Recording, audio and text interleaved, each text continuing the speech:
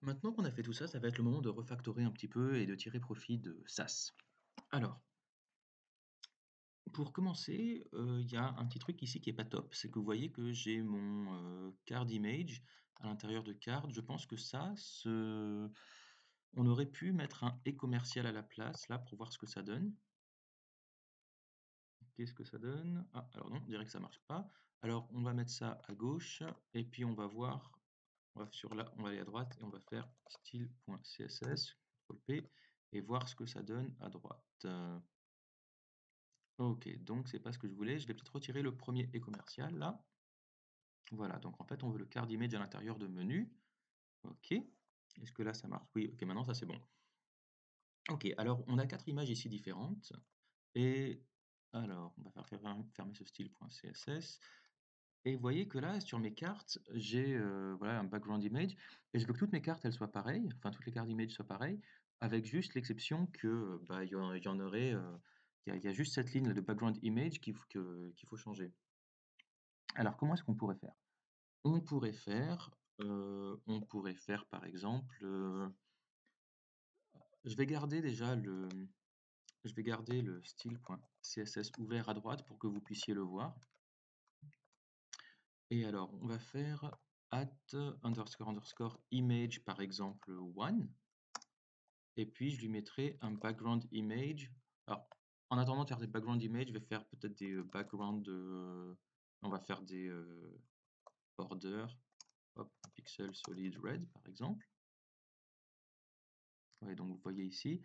Donc là, en fait, on aurait donc card image 1 qui aurait ça, et puis ensuite on aurait card image 2 qui aurait autre chose.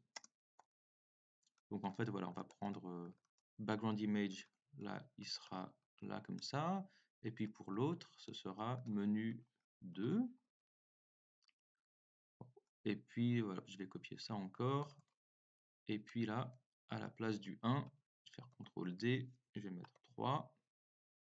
Et puis là, hop, à la place du 2, je vais mettre 4. Donc voilà, c'est ça qu'on veut. Et si je, hop, et ben, je vais rafraîchir. Non, je vais faire un hard refresh avec CTRL SHIFT R. Non plus. Alors, en fait, faire un petit clic droit là-dessus. Qu'est-ce qui s'est passé? Lui, il trouve l'image. Ok. Ok, donc il trouve bien l'image. Qu'est-ce qui s'est passé? Est-ce que je suis bien en train de servir? Je vais tuer mon serveur là, comme ça. Je vais recliquer dessus. Ok. Alors ça, c'est très intriguant comme problème. Je ne vous cache pas que j'ai jamais eu ça. Card Asset menu 1. Est-ce que j'ai bien enregistré? Ah bah, je suis bête. Je suis bête. Ils ont, pour l'instant, voilà, ils ont tous la même classe. Ils ont tous la même classe. Donc, je vais retirer, hop, voilà, je vais retirer là ce background image. Et puis, pour chacun de ces gars-là, voilà, je vais prendre, hop, je vais prendre ça, tac, tac, tac. Donc, CTRL D, CTRL C. Je vais à droite, je fais CTRL V, tirer. Alors, peut-être, est-ce que ça marche si je fais $? Non, je vais faire 1. Voilà. Et puis ensuite, lui, je vais lui mettre 2. L'autre, je vais lui mettre 3. Et puis l'autre, je vais lui mettre 4. Qu'est-ce que ça donne? Voilà, donc là, on a bien 4 images différentes. Par contre, là où ça pourrait être intéressant au niveau du CSS, enfin du SAS, c'est que ce code, bon, autant dans le code HTML, bon, ça, on n'y touche pas. Mais par contre, dans le menu SAS, vous voyez que, enfin, ce CSS là, c'est vraiment pas très beau. Vous voyez que ça, c'est une répétition. Et bien là, ça pourrait être l'occasion de tirer parti d'une des d'une des performances de SAS. Alors, dans SAS, vous avez ce qu'on appelle une for loop. Alors, on va faire for. Alors, vous pouvez donner le nom que vous voulez à votre variable. Alors, si vous regardez moi ici, ça, j'ai pris ça de votre cours. Et donc, vous nommez votre variable comme vous voulez. Alors, en général, vu que c'est un itérateur, on l'appelle i. Et donc, on va l'appeler for. Alors, on peut l'appeler i, hein, tout court. Alors, on dirait from 1 to 4. On ouvre les accolades. Et puis, qu'est-ce qu'on va faire après ça? Ah non, ah c'est pardon, c'est si vous faites tout, je pense que ça vous exclura le 4, hein.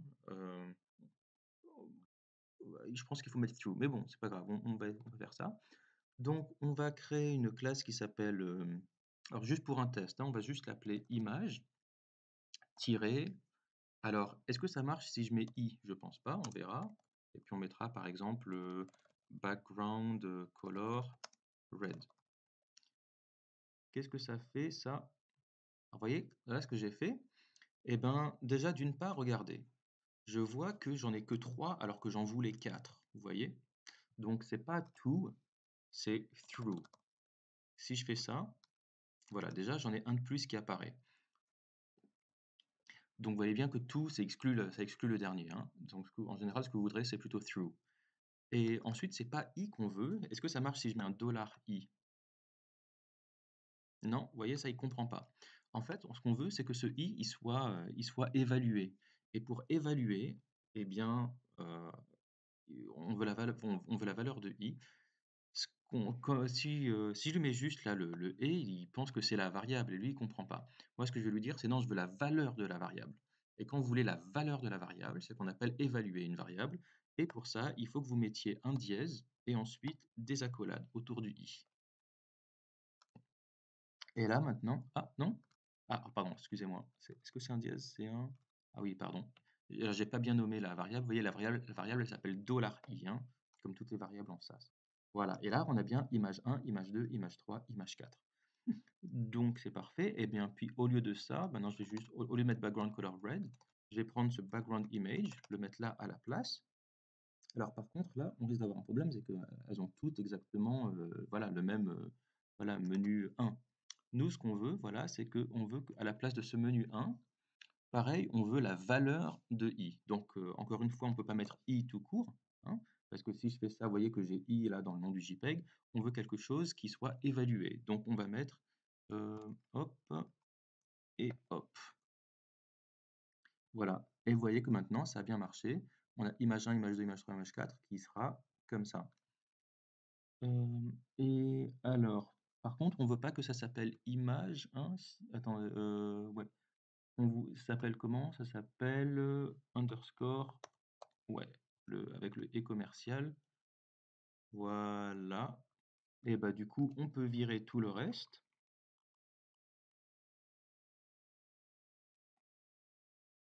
Il me semble que, voilà, en une seule ligne, là, on a créé quelque chose itératif. Est-ce que ça marche? Voilà, ça marche. Donc voilà, votre première for loop en SAS, très très utile. Alors ensuite, dans le futur, que peut-être qu'au lieu de mettre un 4 ici, hard-codé, on pourrait aussi mettre ça dans une variable, qui serait le nombre d'éléments qu'on rajoute au document. Enfin bon, puisqu'en général, en JavaScript, vous utiliserez du JavaScript pour, voilà, s'il y a 10 restaurants, il vous affichera 10 cartes. S'il y en a 12, il vous en affichera 12. Vous n'aurez pas besoin de hard-coder le 4. Voilà, voilà, je vérifie bien qu'on a bien ça. Card image 1, voilà, bah, c'est exactement tout ce qu'on voulait. Donc votre premier for loop, si vous n'avez pas compris, essayez de refaire ça chez vous. Voilà, bravo si vous aviez suivi jusque-là.